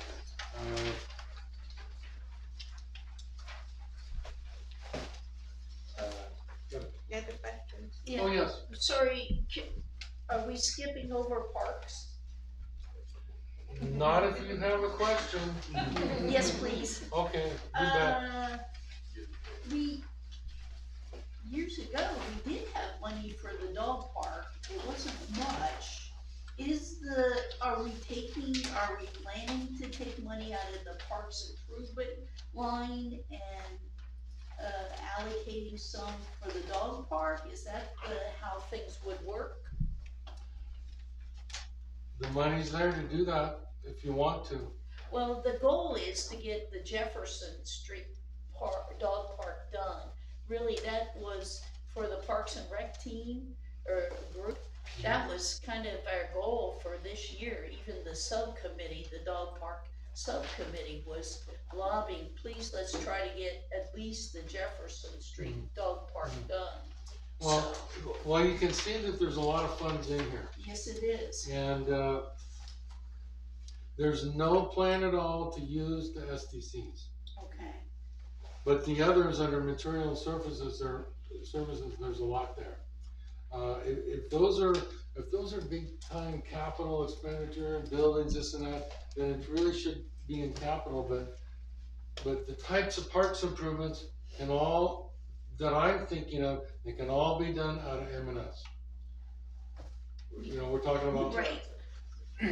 Kai can probably speak to this because we had met, the little dog park group has met. We have the fencing material, we have the gates, we have everything except, you know, the contractor lined up. Well, we sort of have a contractor lined up to put the fence up. All the money is right there to do that. Okay, all right. You bet. All right. We can talk about that at the next Park and Rec Sure. meeting. Okay, What needs to get done? sure. Thank you. You bet. I'm done. Maybe and I understand that's the Jefferson one, but I did see in the CIP plan that a dog park was included in the remaining work for the South Side Park. Right. So we're talking about A separate, Got it. actually, the Okay. long-term goal for Sheridan is to have 3 dog parks. Got it, okay. One at the city, one in Jefferson, and one at South Park. You're Well- gonna discuss that at the parks meeting, the budget or the. You bet. I'm gonna be at the next Parks meeting. Okay, We got a lot. I'll be there. And Omega, you set up that next Parks meeting, right? Oh, okay. We're waiting for one? Okay, thank you. And we still wanna meet, whether he's ready or not. Yes, please. So whenever that comes up in June, I don't know what the quorum schedule is, but let's get together in June. Yeah, it's usually the 3rd week of the month, and it's on a Thursday. When Jim's ready, we'll bring him in. That'll be a great day to see the new park plan. Okay? But we got work to do before then. So let's continue our meeting in June.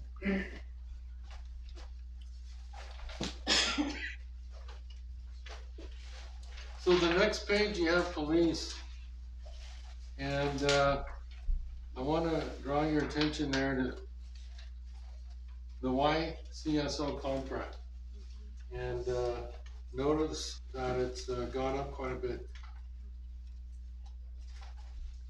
And best practice, and Yamhill County Sheriff's Office knows that, is to get their request in by April 1st. So city councils can determine that contract, so it's not open-ended. We report to the budget committee what it is. That's not been done. That's gonna be on the council's agenda next Monday. We're gonna talk about the contract, we're actually gonna talk about a 2-year agreement. That's gone up. Part of it is, new collective bargaining agreements. And part of it is finally catching up. They've been, they haven't charged enough to cover their expenses for a while. And I've always been after them. You gotta get enough to cover your expenses. Spread it out so cities don't have a big hit, but you gotta do that. Well, it's coming in at once. It's a little more than we want, but we will have a person from the YCSO at the meeting on Monday to help explain that. So all the money they're asking for is in there, in that number. It's not a done deal. I'd like to have it a done deal by the time it gets to the budget committee. So that's what that is. And council's gonna deal with that next Monday. Okay, I'm not gonna go into any more of these funds. I wanna go all the way past the glossary. I wanna address the appendix real fast. These are financial management policies, and I put proposed on there. But what this is it's a collection of many policies that are really state law. It's what we gotta do. It's nice to have them all in one place, people can refer to them, but there are a couple things in here that are discretionary. That's why it's called proposed. Jim and I talked about a policy for contingencies. This talks about it. It's not been adopted. It's a good policy. There's investment policy. There's more that are all discretionary, but you got a template here. It's a combination of requirements plus discretion, and they're good. It's nice to have them in your budget that people can refer to.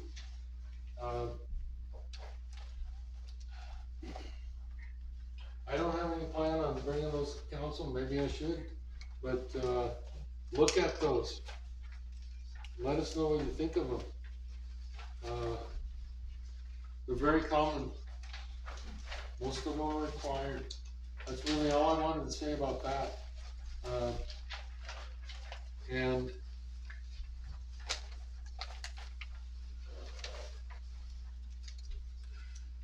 great questions tonight. I think one thing with the police and that, I just want to throw out there to kind of put things in perspective. With this contract, as it is,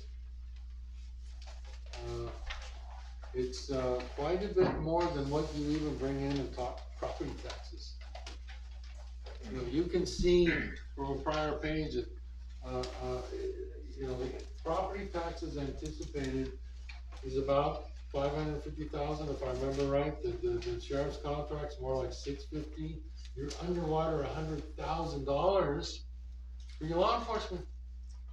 There's nothing wrong with that. It's kind of a bit, kind of a lot for a city this size. But many cities, they spend more on police than what they bring in property taxes. It kind of puts it all in perspective. It's not bad.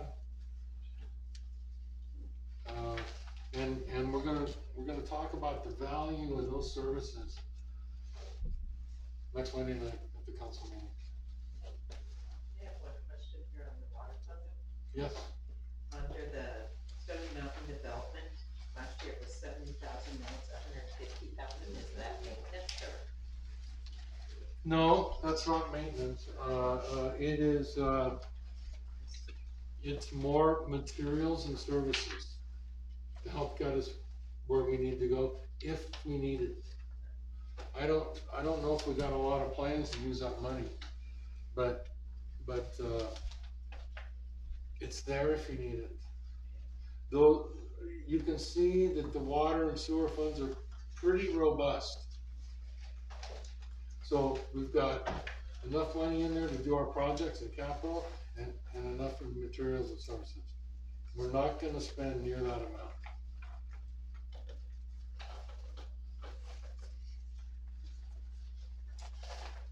Well, Your Honor, I would suggest that you open the public hearing. Outstanding. Thank you for your presentation. Thank you. It is May 15th, 2025 at what time? 8:02. 8:02 PM. And I'm opening a public hearing regarding the city of Sheridan accepting its portion of state revenue sharing. Are there any members of the budget committee that has a bias or conflict of interest? I see none. Are there any objections to the jurisdiction to hear this matter? I see none. Are there any objections to the notice that was sent out for the state revenue share? Notice was in the news register and posted on the city's website. I see none. Are there any questions for staff at this time regarding this matter? I see none. At this time, if there are any members of the public here to speak in favor, please state your name, city of residence, and your statement. People have up to 5 minutes to speak, but please be brief and to the point. If you want to reiterate what someone else has already said, it's perfectly fine to simply state that you agree with a certain speaker's statement. Does anybody have something that they would like to speak about? I see none. If there are any people who wish to speak in opposition, now is your time. Please state your name, city of residence, and statement. People have up to 5 minutes to speak, but please be brief and to the point. If you want to reiterate what somebody else has already said, it's perfectly fine to simply state that you agree with a certain speaker's statement. Is there anybody? I see none. Lastly, if you wish to speak and are neither in support or opposition but wish to speak regarding state revenue sharing, please do so now and state your name, city of residence, and make your statement. Is there any people neutral? I see none. With no further comments, the public hearing in the matter of the city of Sheridan accepting state revenue sharing is now closed. It is 8:04 PM. This year, the budget committee will vote to accept or not at the close of the meeting under approval.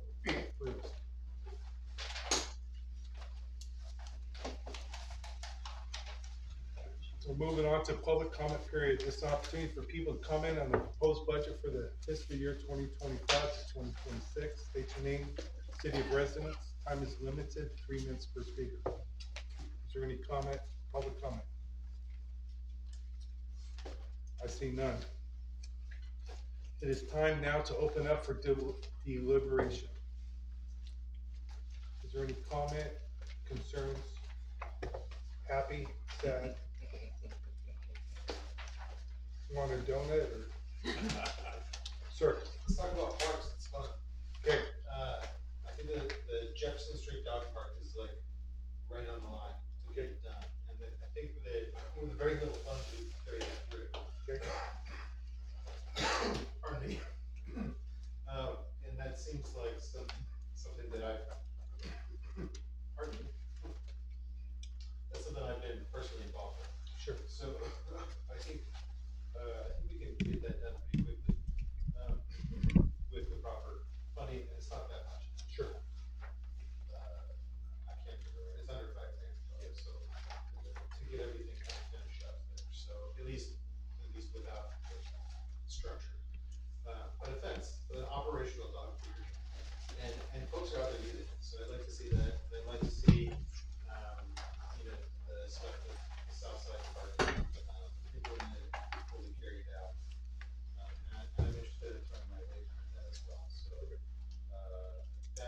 skate park is interesting to me, and I do wanna do something with it if possible.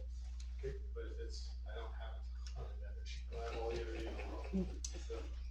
Ian, can you come to our next Park and Rec meeting? Yeah, sure. Great. Is there anybody else that has any deliberation that they would like to?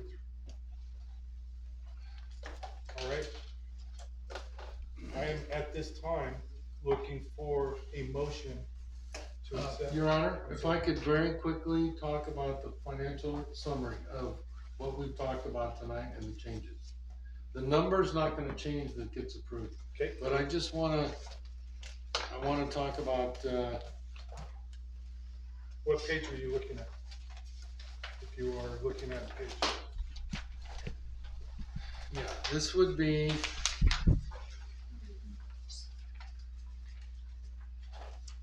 This would be on page 20.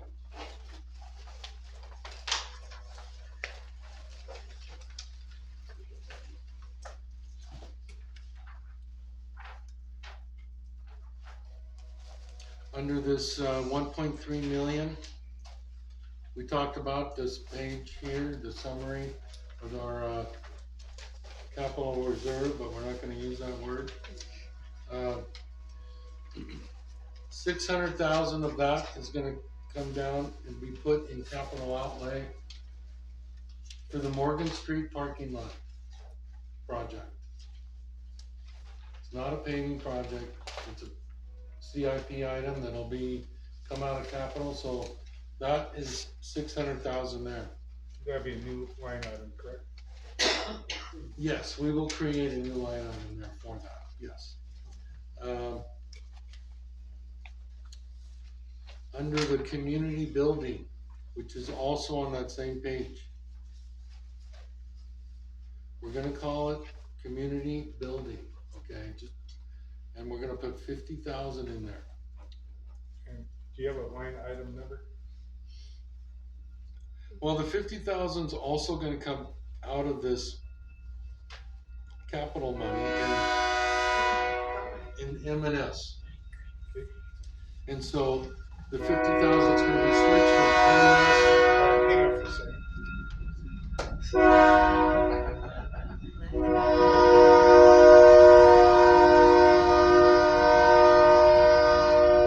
Welcome. All right, I'm sorry, go ahead. Can I just tell you how great it is to have a train run through your town? You know, it's awesome. It was Loves waiting for you. Building, That's true. the beautiful river, the building, I've always loved the city hall, and now I get to work here. It's fantastic. Commerce is best. Yes. So, we're talking about the same source here, the 1.3 million. We take 50,000 out of that, and we put it down under community building. We don't need to create a new line item. Okay. For that. And those are the only two changes. That makes sense, Sandy? Lucy? The 600's coming out of the M&S then? Correct. Jim? The council did approve how to spend that $1.3 million of ARPA money. And they didn't allot a $50,000 for the community building. And that community building figure come from some other fund rather than the capital reserve.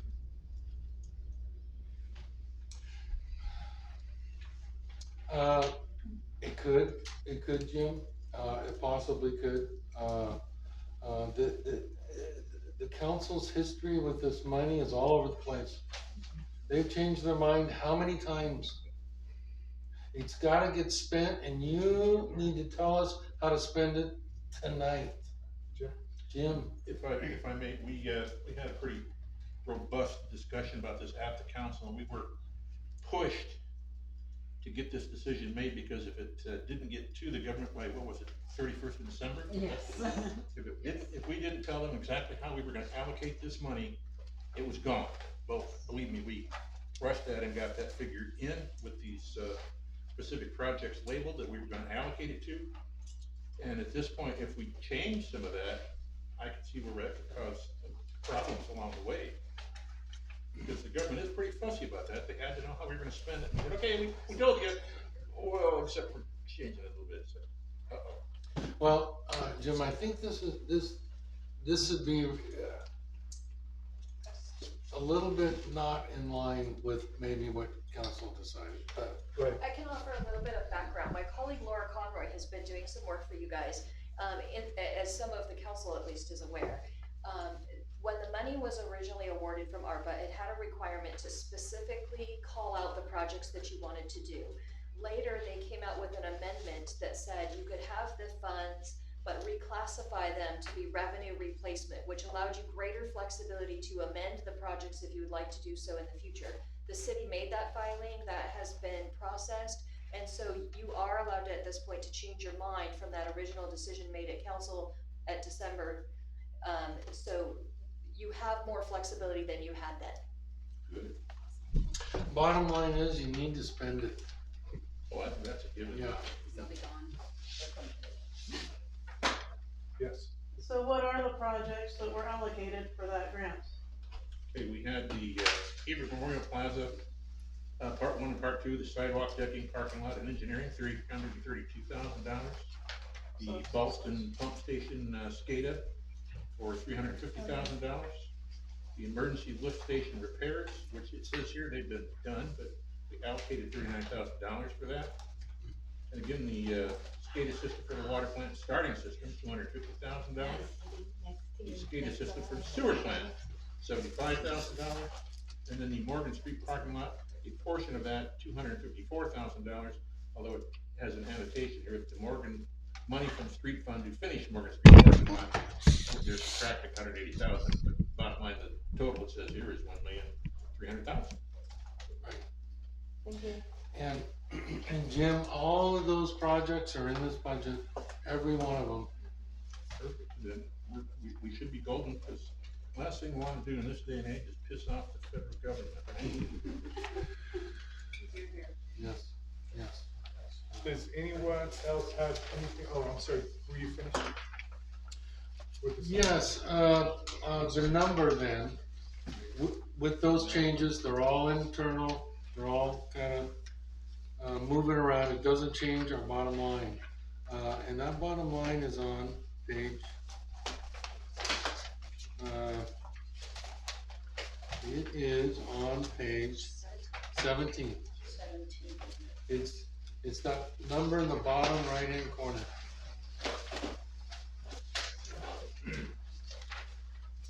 So whoever makes the motion, put in that number.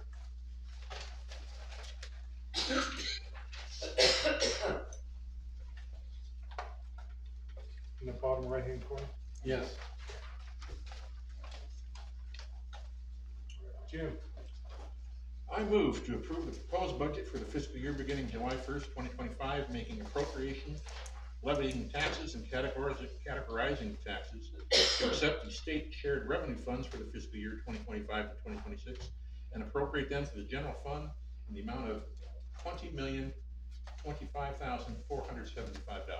We have a first, do we have a second? Second. We have a first and a second. Any debate, concerns, chatter, wants, changes? All in favor?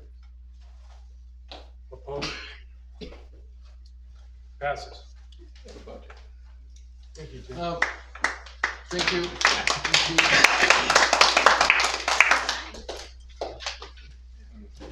At this time, I would call for a motion for adjournment. Do I have a first? Do we want to stick with it? I'm sorry, sir. So I have a first for adjournment. Do we have a second? Second. We have a second. All in favor? Aye. Thank you, everybody. Thank you. 8:15. I'm not gonna remember what it is. 15 minutes late, Preston, I don't know, they're not gonna. That was pretty good. It wasn't 11 o'clock. I am very impressed, I have to say. All right. You're a secretary. So I've got your telephone number, so I'll give you a call and I'll make this document. So, And then.